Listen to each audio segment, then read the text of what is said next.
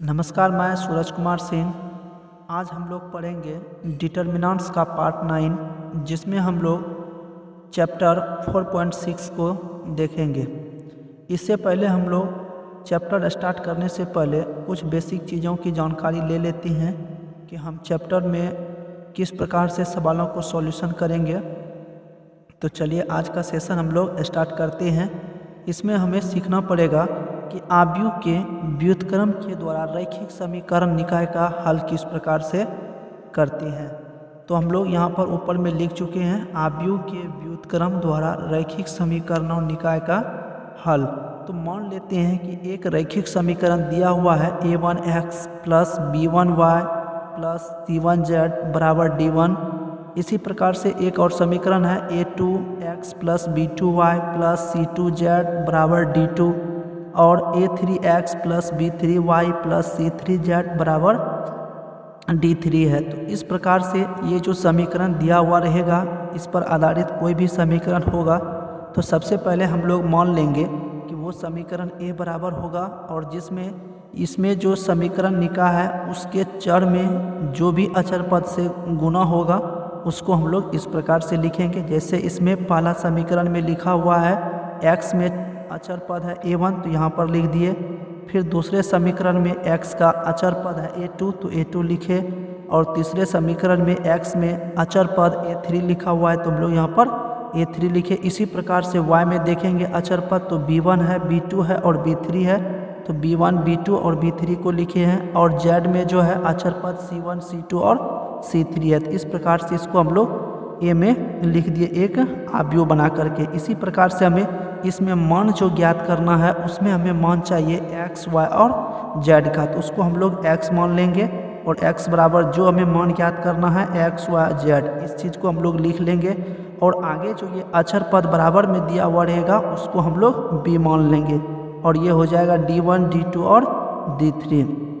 तो हमें विश्वास है आप लोग इस चीज़ को अच्छी तरह से समझ चुके होंगे। इस प्रकार से इसमें आव्यूह बनाएंगे, जिसका मान निकालना उसको x मानेंगे और जो अचर पद दिया हुआ रहेगा उसको b मान करके लिखेंगे। तो एक फार्मूला होता है ax बराबर b, यानी a में इंटू एक्स करेंगे b को, तो इसका मान जो होगा वो किसके बराबर हो जाएगा, तो b के बराबर हो जाएगा। तो इसी चीज़ को हम लोग लिखे हैं, a का मान इस चीज़ को हम लोग लिखे हैं यहाँ पर रख दिए, a का मान यहाँ पर रख दिए हैं और x का मान x, y, z माने हैं, तो इस चीज़ को रखे, बराबर है तो बराबर दे दिए। फिर उसके बाद b का जो मान है d1, d2 और d3 है, तो इस प्रकार से लिख दिए। अब इस जगह एक स्थिति प्राप्त होता है कि यदि a एक व्युत्क्रमणीय आव्यूह है, अर्थात यदि a एक नॉन सिंगुलर मैट्रिक्स है तो इसके व्युत्क्रम का अस्तित्व होगा। तो इस चीज़ को हम लोग समझेंगे कि कैसे आव्यूह व्युत्क्रमणीय होगा या अव्युत्क्रमणीय होगा, तो इसके लिए हम लोग आगे सीखेंगे।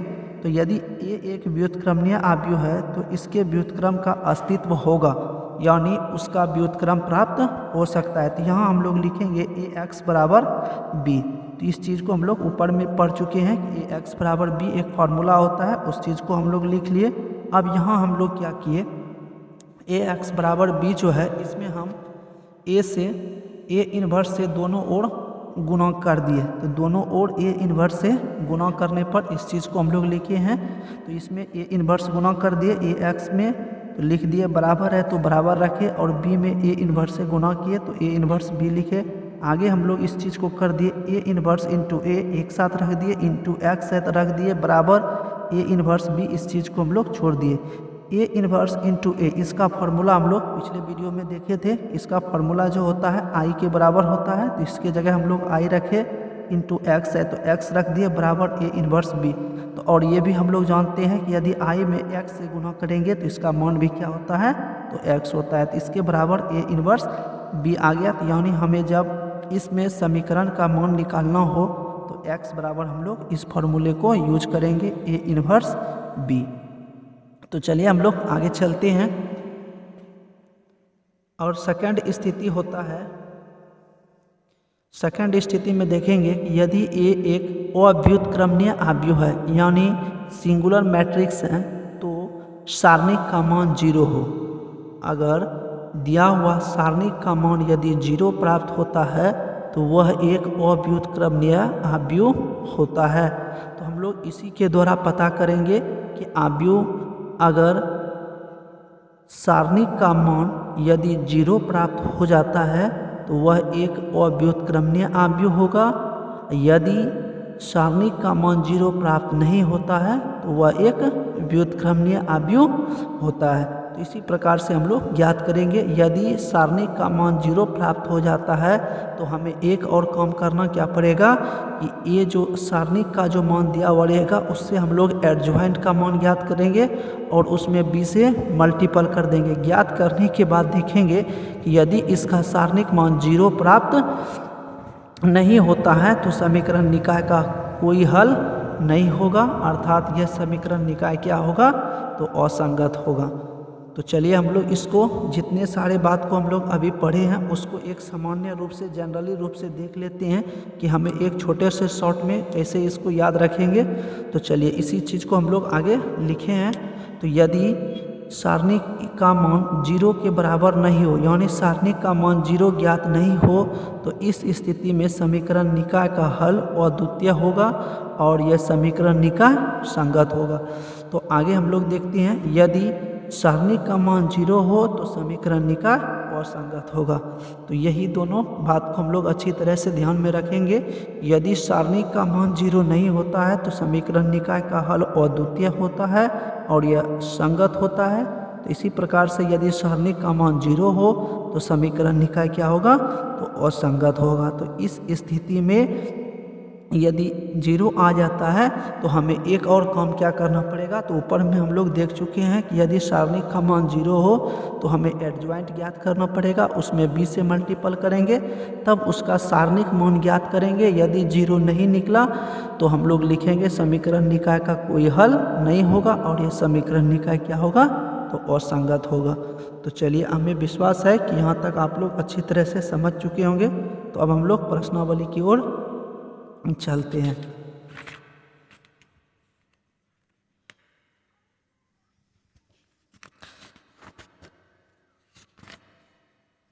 प्रश्नावली हम लोग पढ़ेंगे एक्सरसाइज 4.6 का।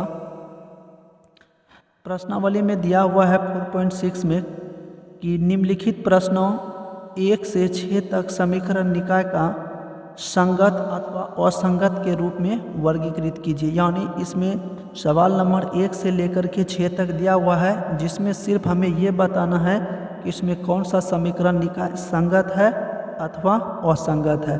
तो चलिए हम लोग सबसे पहले इसमें लिख लेते हैं कि समीकरण दिया गया है क्या।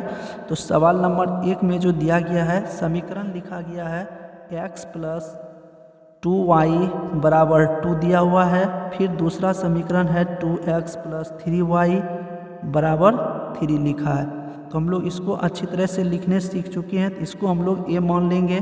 x में जो अचर पद है उसको लिखेंगे, यहाँ नहीं कुछ तो 1 है तो इसमें 1, इसमें 2 हो जाएगा, y में हो जाएगा 2, ये हो जाएगा 3। हमें मान ज्ञात करना है x का, तो इसमें हम लोग लिखेंगे x और y, इसका मान चाहिए और हम लोग b निकालेंगे।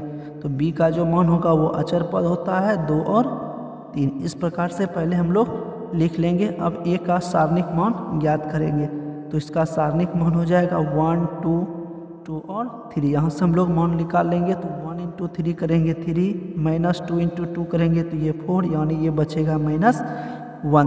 तो इस प्रकार से सारणिक का जो मान आया है वो 0 के बराबर नहीं है, क्योंकि -1 जो है 0 के बराबर नहीं है। और हम लोग ऐसा पढ़ चुके हैं कि यदि सारणिक का मान 0 ज्ञात नहीं होता है तो समीकरण निकाय का हल जो होगा वो अद्वितीय होगा और यह संगत होगा। तो इस प्रकार से यह समीकरण निकाय क्या है तो संगत है। तो चलिए एक और सवाल देखते हैं। इसमें सवाल नंबर 2 की ओर चलते हैं। सवाल नंबर 2 में लिखा हुआ है 2x - y बराबर 5। आगे लिखा हुआ है x + y बराबर 4। तो हम लोग सबसे पहले a बराबर मान लेंगे। a का जो मान होगा 2 और यहाँ पर x में लिखा हुआ है 1। इसमें जो y में अचर पद होगा वो -1 होगा और यहाँ पर +1 होगा। तो x का मान लेंगे। x का जो मान होगा वो x और y होगा और b का मान जो होगा वो हो जाएगा 5 और 4। तो यहाँ से पहले हम लोग सारणिक मान निकालेंगे। तो सारणिक मान हो जाएगा 2 -1 1 और 1। तो इसको हम लोग सॉल्यूशन करेंगे। 1 इंटू 2 करेंगे तो 2 हो जाएगा, माइनस होता है तो 1 इंटू -1 करेंगे तो +1 हो जाएगा, तो यानी ये 3 हो जाएगा। तो इस स्थिति में भी इसका मान 0 के बराबर नहीं है, तो यह भी समीकरण निकाय क्या होगा, तो संगत होगा। तो अगले सवाल की ओर चलते हैं। सवाल नंबर 3। सवाल नंबर 3 में जो है समीकरण दिया हुआ है x + 3y = 5। फिर दिया हुआ है 2x + 6y = 8। इसमें भी हम लोग सबसे पहले a देखेंगे। a का मान यहाँ पर x में अचर पद 1 है तो 1, ये 2 हो जाएगा, ये 3, ये 6 हो जाएगा। यहाँ से हम लोग x लिखेंगे, x का मान 3 6 हो जाएगा और यहाँ से b का जो मान आएगा वो हो जाएगा 5 और 8 हो जाएगा। तो यहाँ से हम लोग सबसे पहले सारणिक का मान निकालेंगे 1 3 2 6। तो यहाँ से हो जाएगा 1 इंटू 6 करेंगे तो ये 6 हो जाएगा, -3 इंटू 2 करेंगे तो ये 6 हो जाएगा। इसका मान हमें 0 ज्ञात हुआ, यानी सारणिक का जो मान निकला ये 0 निकला। तो यहाँ से हम लोग एक कम करेंगे। यदि सारणिक का मान 0 निकलता है तो हम लोग सबसे पहले एडजॉइंट ज्ञात करेंगे। तो यहाँ से हम लोग इसका एडजॉइंट निकालेंगे, एडजॉइंट ऑफ ए निकालेंगे। तो एडजॉइंट ऑफ ए में हम लोग जान चुके हैं कैसे निकालेंगे। यहाँ से हम लोग क्या करेंगे कि इन दोनों को यहाँ से हम लोग परस्पर बदलेंगे, यानी 1 की जगह 6 लिखेंगे और 6 की जगह 1 लिखेंगे। इन दोनों का चिन्ह बदल देंगे तो ये -3 और ये -2 हो जाएगा।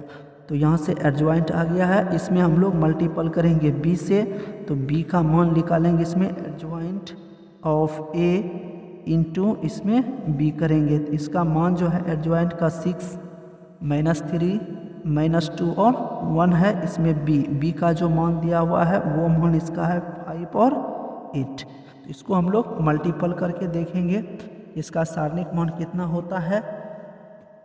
तो इसको हम लोग मल्टीपल करेंगे, 6 इंटू 5 करेंगे तो 6 इंटू 5 ये हो जाएगा 30, ये 30 हो गया है। फिर उसके बाद यहाँ पर प्लस होता है, प्लस दे देंगे। -3 इंटू 8 करेंगे तो माइनस हो जाएगा ये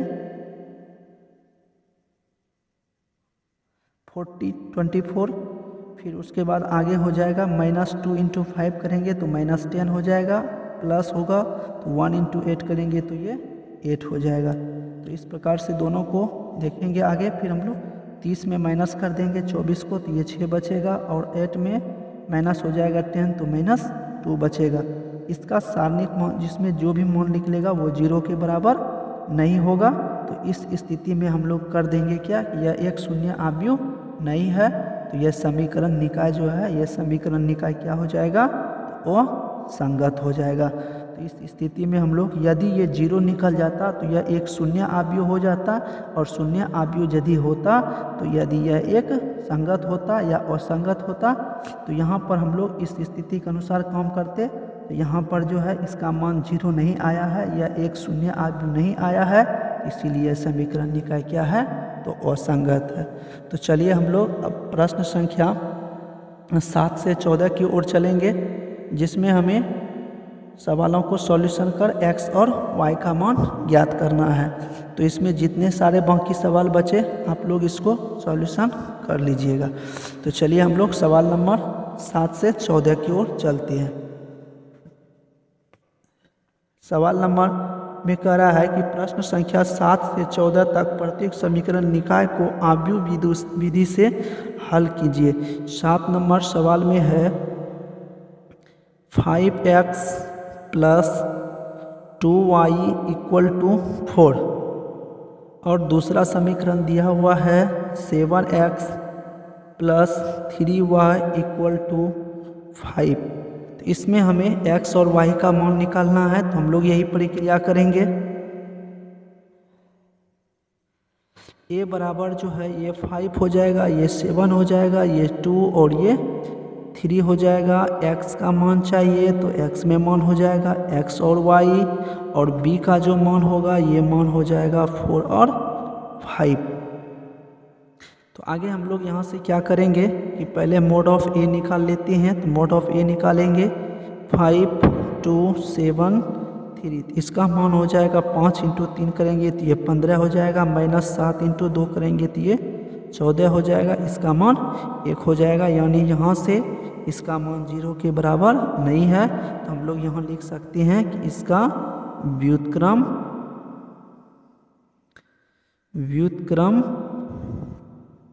संभव है। तो अब यहाँ से हम लोग एडजॉइंट निकाल लेते हैं। एडजॉइंट निकालेंगे, एडजॉइंट ऑफ ए निकालेंगे। तो आसान तरीका है एडजॉइंट निकालने का, परस्पर बदलेंगे दोनों को। यहाँ 3 हो जाएगा, यहाँ 5 हो जाएगा, और इन दोनों का चिन्ह बदल देंगे तो ये -2 और ये -7 हो जाएगा। तो यहाँ से हम लोग ए इन्वर्स निकाल लेते हैं। ए इन्वर्स हम लोग निकालते हैं 1/* सारणिक ए, और यहाँ पर एडजॉइंट ऑफ ए। तो यहाँ से मान रखेंगे 1/, इसका मान 1 आया है, 1 रख देंगे, और एडजॉइंट का जो मान है ये 3 -2 -7 और ये 5 है। यानी 1 से मल्टीपल करेंगे तो यही आ जाएगा 3 -2 -7 और ये 5 हो जाएगा। तो अब हम लोग यहाँ से आगे देखते हैं। तो आगे क्या है करना, इसमें हम लोग एक फार्मूला पढ़े थे x बराबर a इन्वर्स b। इसी पर हम लोग मान बैठाएंगे। x का मान जो है ये x और y है, और a इन्वर्स का जो मान आया है ये 3 -2 -7 और ये 5 है, और b का जो मान है ये b का मान हमें ज्ञात है 4 और 5। तो चलिए यहाँ से हम लोग अब मान निकालेंगे x और y। तो 3 × 4 करेंगे तो ये 12 हो जाएगा, -2 × 5 करेंगे तो ये -10 हो जाएगा, फिर -7 × 4 करेंगे तो ये हो जाएगा -28 हो जाएगा, +5 × 5 करेंगे तो ये 25 हो जाएगा। तो x × x ये और y है। तो यहाँ से हम लोग अब करेंगे 12 में माइनस कर देंगे 10 को तो 2 हो जाएगा, -28 में 25 करेंगे तो ये -3 हो जाएगा। तो इससे हमें पता चल रहा है कि x का जो मान है वो मान 2 है, और y का जो मान है ये -3 है। तो इस प्रकार से x और y का मान हमें ज्ञात हो गया, यही मेरा आंसर है। तो चलिए इसका एक और सवाल देख लेते हैं, सवाल नंबर 8। सवाल नंबर 8 की ओर चलते हैं। सवाल नंबर 8 में लिखा हुआ है 2x - y बराबर -2, 3x + 4y = ये 3 लिखा हुआ है। इसमें भी हमें x और y का मान ज्ञात करना है। तो सबसे पहले हम लोग a बराबर लिख लेंगे। a का मान हो जाएगा 2 3 -1 और ये 4 हो जाएगा। x का मान लिखेंगे, x का मान x और y हो जाएगा, और यहाँ से b का मान लिखेंगे, ये अचर पद -2 और 3 हो जाएगा। तो सबसे पहले इसमें हम लोग देखेंगे कि सारणिक का मान होता कितना है। तो सारणिक के लिए हम लोग 2 -1 3 और ये 4 हो जाएगा। तो यहाँ से इसका सॉल्यूशन करेंगे तो ये 8 हो जाएगा, ये +3 हो जाएगा, तो ये हो जाएगा 11। यानी इस सारणिक का जो मान 11 निकला ये 0 के बराबर नहीं है, यानी इसका व्युत्क्रम संभव है। तो यहाँ से हम लोग लिख सकते हैं इसका व्युत्क्रम संभव है। तो अब हम लोग यहाँ से एडजॉइंट ज्ञात करेंगे। तो एडजॉइंट ऑफ ए निकालेंगे। तो एडजॉइंट में हम लोग क्या करेंगे, इसमें ये दोनों को परस्पर बदल देंगे। तो यानी यहाँ 4 हो जाएगा, और ये यहाँ पर 2 आ जाएगा। अब ये दोनों का चिन्ह बदल देंगे, तो यानी ये माइनस है तो ये +1 हो जाएगा, और ये प्लस में 3 है तो ये -3 हो जाएगा। तो अब आगे हम लोग यहाँ से अब हम लोग ज्ञात कर सकते हैं ए इन्वर्स का मान। तो इसका फार्मूला होता है 1/* सारणिक ए का मान, और ये एडजॉइंट ऑफ ए। तो यहाँ से मान रखेंगे 1/* सारणिक का जो मान 11 आया है, और एडजॉइंट जो है 4 1 -3 और ये 2 है। तो आगे हम लोग अब करेंगे। तो यहाँ से x बराबर हम लोग फार्मूला पढ़े थे a इन्वर्स b। तो a इन्वर्स का जो मान है ये मान हमें ज्ञात हुआ 1/11 इंटू में इधर है 4 1 -3 और 2 लिखा हुआ है। b का जो मान है ये b मान हमें -2 और ये 3 ज्ञात है। तो यहाँ से हम लोग x बराबर चल रहे हैं। तो इसमें हमें 1/11 लिखा हुआ है। 4 इंटू -2 करेंगे तो ये -8 हो जाएगा, प्लस 1 इंटू 3 करेंगे तो ये 3 आ जाएगा, -3 इंटू -2 करेंगे तो ये 6 हो जाएगा, प्लस 2 इंटू 3 करेंगे तो ये भी 6 हो जाएगा। तो x में जो होता है ये मान x और y के रूप में रहता है, तो 1/11 और अंदर वाले को -5 हो जाएगा, ये 12 हो जाएगा। तो यहाँ से हमें x का जो मान होगा -5/11 और y का जो मान होगा ये 12/11 हो जाएगा। यही इसका आंसर होगा। तो इसी प्रकार से हम लोग सवाल नंबर 7 से लेकर के 14 तक का सॉल्यूशन कर सकते हैं। तो अब हम लोग सवाल नंबर 15 की ओर चलते हैं।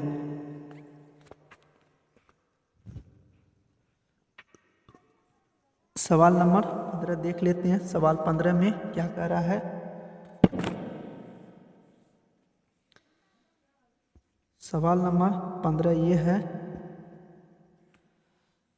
सारणी का मान दिया गया है, ये डिटर्मिनेंट्स दिया, इसमें जो हम मैट्रिक्स जो है आव्यूह जो है ये हमें ज्ञात है। तो कह रहा है कि इसकी सहायता से ए इन्वर्स ज्ञात कीजिए, यानी इसकी सहायता से हमें ए इन्वर्स ज्ञात करना है और ए इन्वर्स का प्रयोग करके जो है समीकरण निकाय को हल करना है। यानी नीचे कुछ समीकरण दिया गया है जिसका हमें मान ज्ञात करना है। तो चलिए सबसे पहले हमें ये जो दिया गया है आव्यूह, इसकी सहायता से हम लोग ए इन्वर्स ज्ञात करेंगे। तो सवाल में लिखा गया है ए बराबर जो दिया गया है, ए का मान हमें ज्ञात है 2 3 1 2 3 1 -3 2 1 -3 2 1, आगे लिखा हुआ है 5 -4 और ये -2 है। तो ये लिखा हुआ है। तो इसमें सबसे पहले हम लोग a11 ज्ञात कर लेते हैं।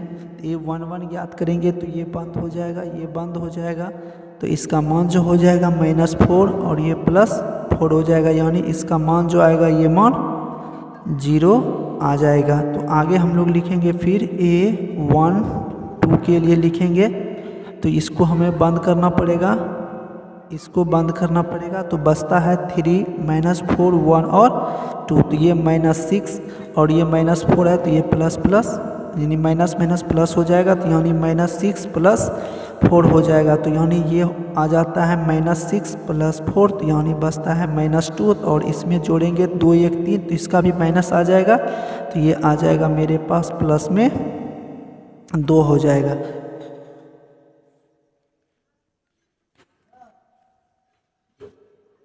आगे हम लोग a13 में देखते हैं।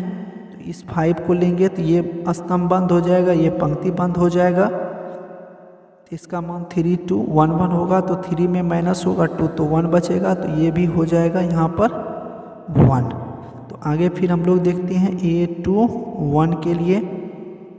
a21 इसको लेंगे तो ये बंद हो जाएगा, ये बंद हो जाएगा, तो -3 5 1 -2, तो ये +6 हो जाएगा और ये माइनस हो जाएगा 5, तो यानी बचता है 1। तो 1 में ये 2 1 3 विषम संख्या है, तो ये -1 हो जाएगा। तो फिर आगे a22 निकालेंगे। तो a22 के लिए इसको बंद करेंगे और ये भी बंद हो जाएगा, तो बचेगा 2 5 1 -2, तो ये हो जाएगा -4। इसमें माइनस करेंगे, -4 में माइनस करेंगे 5 को, तो -9 हो जाएगा। ये a23 में देखते हैं।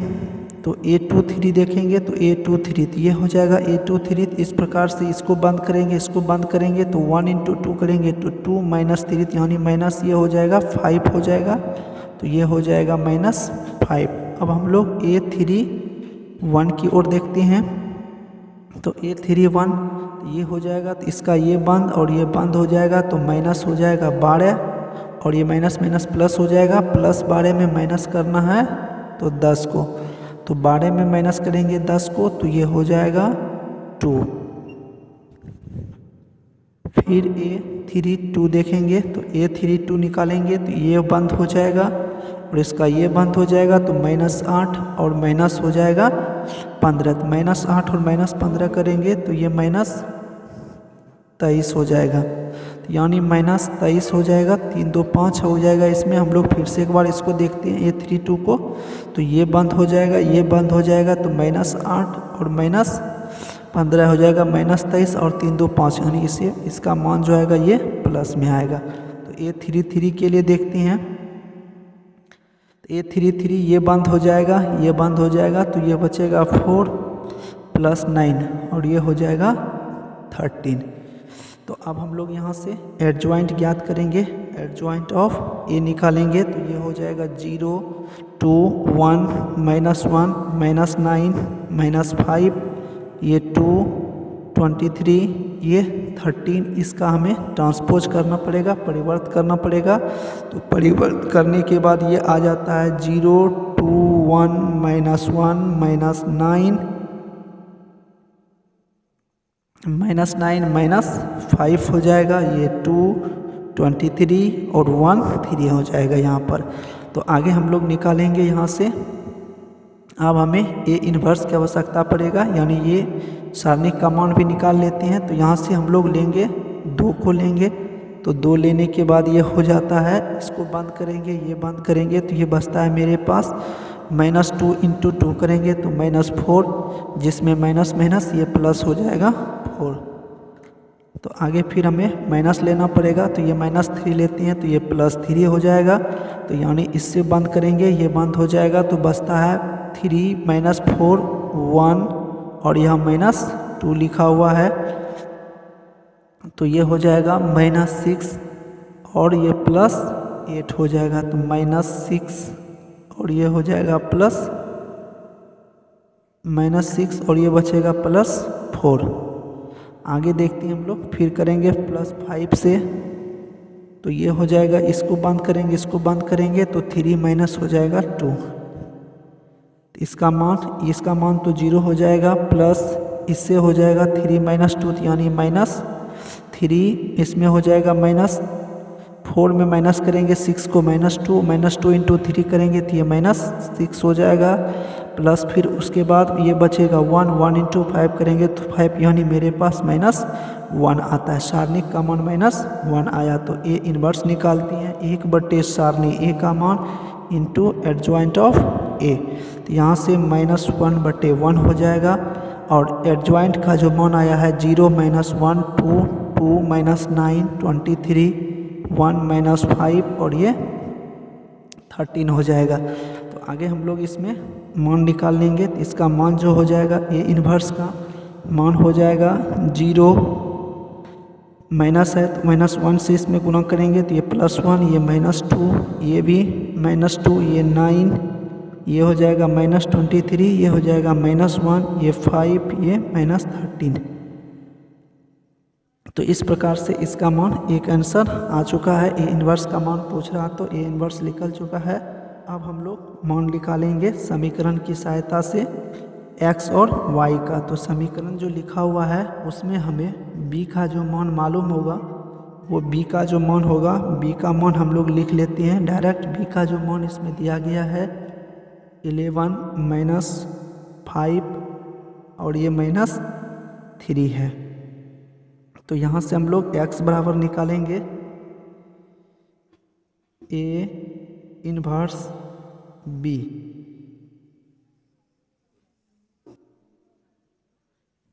x का मान हो जाएगा x y z। a inverse का मान आया है 0 1 - 2 -2 9 -23 -1 5 -13 और इसमें b का जो मान है, ये b का मान 11 - 5 -3 हो जाएगा। तो इसको हम लोग अब मल्टीपल कर देंगे। तो मल्टीपल करने के बाद ये 0 से करेंगे तो ये 0 हो जाएगा, 1 से करेंगे 5 में तो -5 हो जाएगा, और ये -2 इंटू करेंगे -3 तो ये +6 हो जाएगा। फिर उसके बाद -2 से 11 में करेंगे तो -22 प्लस 9 से करेंगे -5 में तो ये -45 हो जाएगा, प्लस ये हो जाएगा 69। फिर -1 से करेंगे 11 में तो -11, -5 × 5 करेंगे तो -25, माइनस माइनस प्लस हो जाएगा 39। अब इसको हम लोग ऐड कर लेंगे तो इसका मान ये हो जाएगा, ऊपर में 1 हो जाएगा। तो इस प्रकार से 5 × 5 + 2 करेंगे तो ये हो जाता है इसका मान, यानी 45 में जोड़ेंगे 22 तो ये हो जाएगा 67। तो इसका मान बच जाता है 2। फिर उसके बाद इसको जोड़ेंगे तो ये हो जाता है 36, इसका मान हो जाता है 3। तो ये x, y और z, यहाँ से हम लोग लिख सकते हैं x बराबर 1, y बराबर 2 और z बराबर 3 आ जाता है। तो यही इसका आंसर हो जाएगा। तो चलिए हम लोग इसमें एक लास्ट सवाल है, सवाल नंबर 16 की ओर चलते हैं।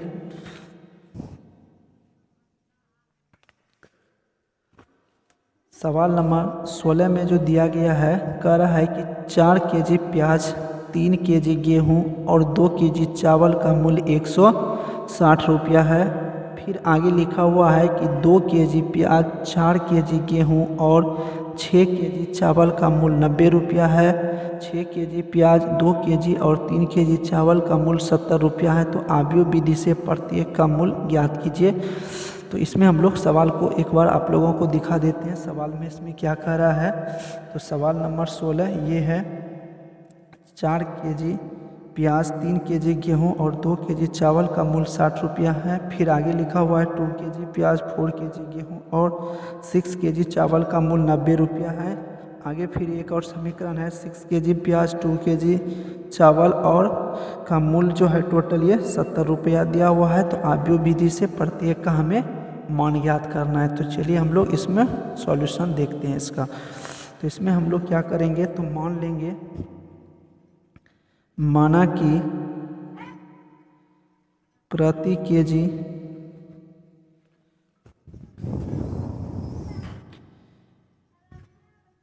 प्याज का मूल्य बराबर x रुपया मान लेंगे, x रुपया मान लेंगे और प्रति केजी, उसके बाद आगे दिया है गेहूं का, प्रति केजी गेहूं का जो मूल्य है ये मान लेंगे कि y रुपया है और प्रति केजी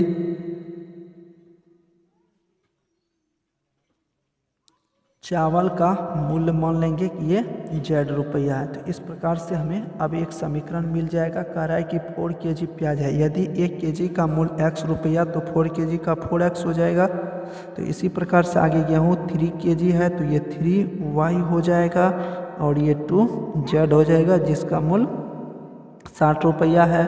फिर आगे लिखा हुआ है 2 केजी प्याज, यानी 2x प्लस ये हो जाएगा 4y प्लस 6z हो जाएगा और इसका मान जो आएगा ये टोटल कर रहा है कि 90 रुपया है। तो आगे फिर चलेंगे हम लोग, आगे फिर कह रहा है कि 6 केजी प्याज है तो ये 6x प्लस हो जाएगा 2y प्लस 3z, इसमें भी इसका मान जो है 70 रुपया है। तो इस प्रकार से ये एक समीकरण आपको एक प्राप्त हो चुका है। तो इस प्रकार से आप लोग इस सवाल को, जैसे हम लोग पिछले सवाल में सॉल्यूशन किए, तो इसी प्रकार से आप लोग इसको भी सॉल्यूशन कीजिएगा और इसका प्रति केजी मूल्य निकालिएगा। अर्थात आपको x का मान और y का मान और z का मान ज्ञात करना है, यानी इन तीनों का मान ज्ञात करना है। तो इसका जो भी मान निकलेगा वही इसका आंसर हो जाएगा। तो आज हम लोग डिटर्मिनेंट्स का लास्ट पार्ट पढ़ चुके हैं। अब हम लोग अगले वीडियो में देखेंगे, कैलकुलस से संबंधित सवालों को सीखेंगे। अगर आपको ये वीडियो समझ में नहीं आया है, इसमें कोई भी सवाल, तो प्लीज़ आप इसको दोबारा देखें ताकि आपको इससे संबंधित कोई भी सवाल हो तो उसको आप लोग अच्छी तरह से कर सकें। तो तब तक के लिए धन्यवाद।